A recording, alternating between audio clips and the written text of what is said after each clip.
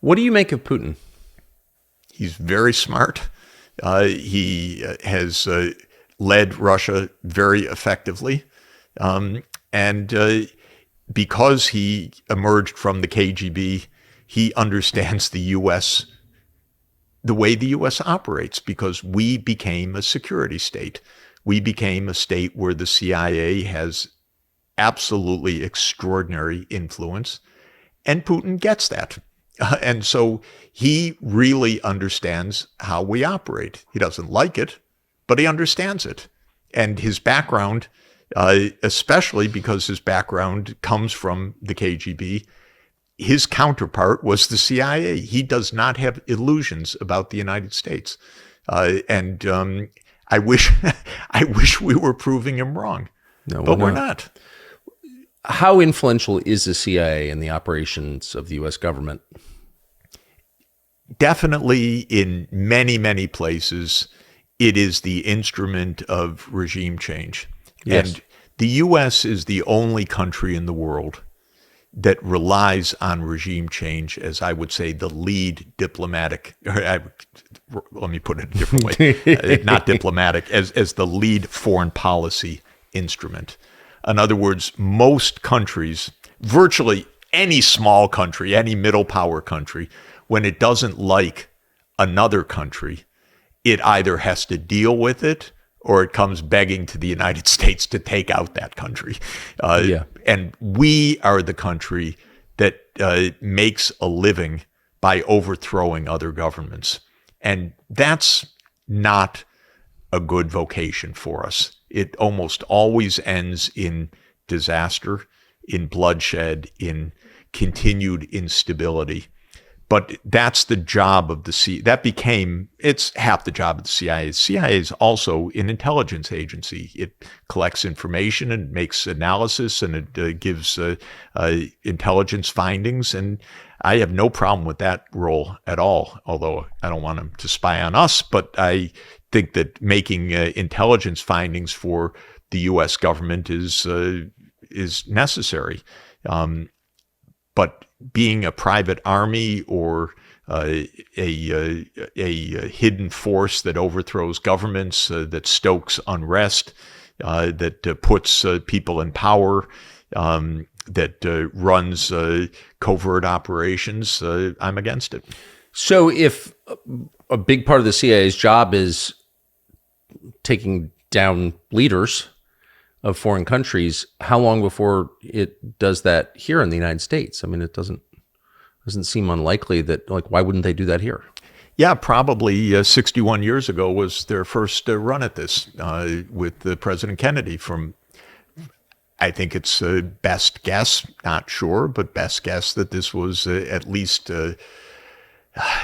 maybe rogue CIA or maybe official CIA, right, or maybe compartmentalized CIA operation. It was clearly someone's operation, not Lee Harvey Oswald's. That's pretty obvious. All we know, and all of the evidence points in that direction.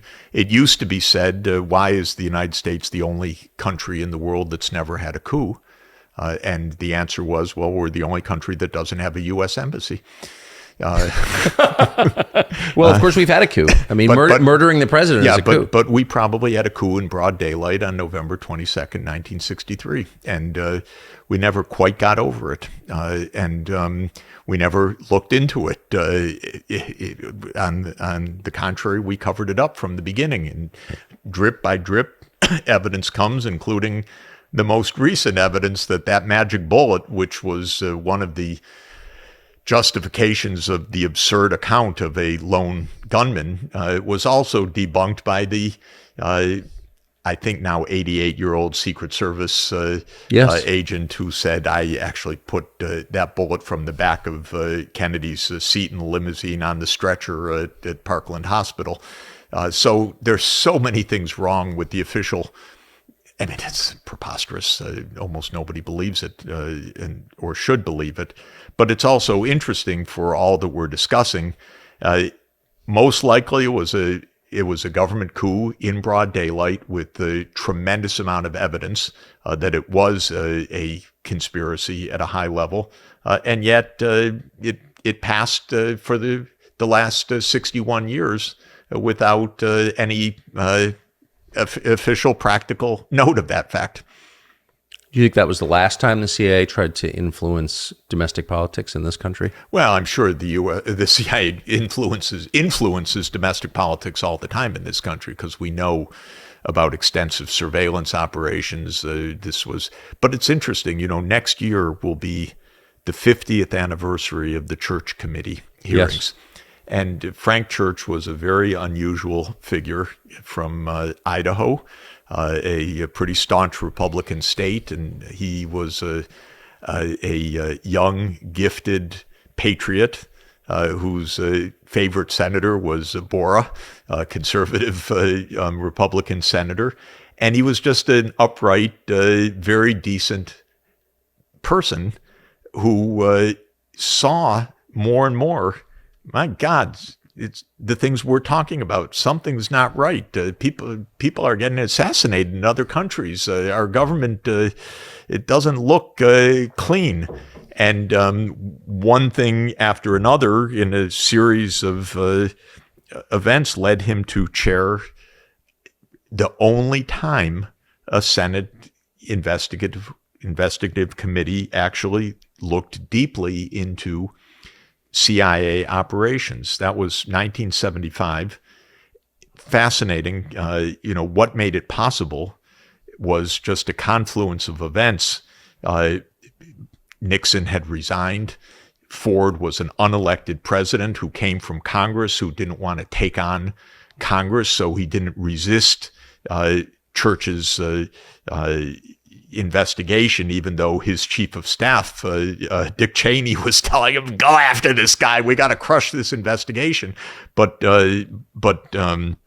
Ford said, no, we can't. And anyway, Supreme Court, and I don't want to get into another huge fight. Hoover had died. J. Edgar Hoover had died in 1972, I believe. So the FBI couldn't resist the same way. Bill Colby had become CIA director, and he didn't want to inherit all the shit from the past CIA. So there came this one moment when all these pieces enabled actually someone to look into what this organization was doing. And the first thing they discovered was no one had ever looked into any of it before. Nothing. No. Second, they discovered this is an army of the President of the United States. Yes. This is a private army. And they debated, is it a rogue army? Does it do it on its own? Or is it an army of the president? But it's an army. And it's an army completely outside of our oversight and control. Then the third thing they found is they're assassinating lots of people. They're assassinating Americans, by the way, through these unbelievably crazed LSD experiments. Yes. But they, basically... they weren't the ones to put the bullet through the head of Patrice Lumumba in the Congo, but they tried, and they supported the overthrow of Lumumba, and of course they were trying to kill Castro and many other things. So they found unbelievable things. Now that was 1975. Since then, we're 49 years. There's never been another Church Committee of its kind. It's unbelievable how many things have happened since then. The list, believe me, is very, very long. I've seen some of it so directly, I can't, it's just shocking to me, but just an insight into how our country works, which you know very well. But to me, I find it so weird. I was asked to help Aristide in Haiti. Yes. Okay. Haiti's, so poor, so unstable, so desperate. And Aristide asked me for economic help. That's what I do. That's my expertise. So I flew down to Port-au-Prince, and I had a very good meeting with him. And at the end of the meeting, he said, Mr. Sachs, they're going to take me out. They're going to take me out. And what do you mean? He said, they're going to overthrow me. Okay, sorry to be so naive as I am.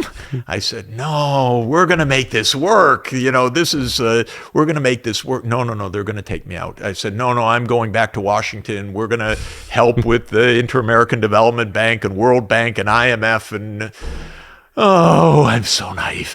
So, of course, then they decide to take him out.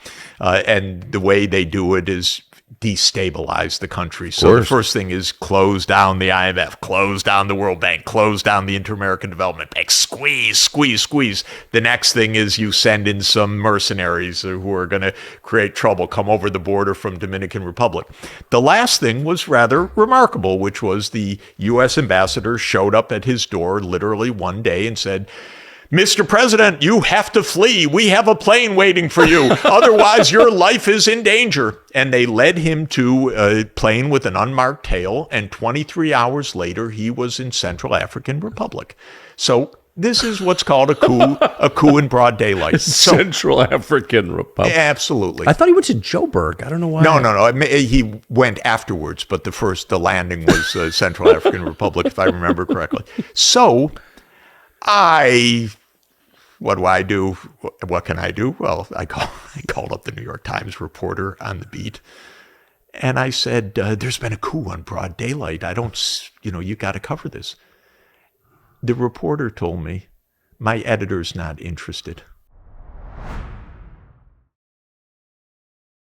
Thanks for watching our YouTube channel. We hope you'll subscribe to it. And by the way, you can hit the little bell on there and get notifications every time we produce a video. We hope you'll do that also.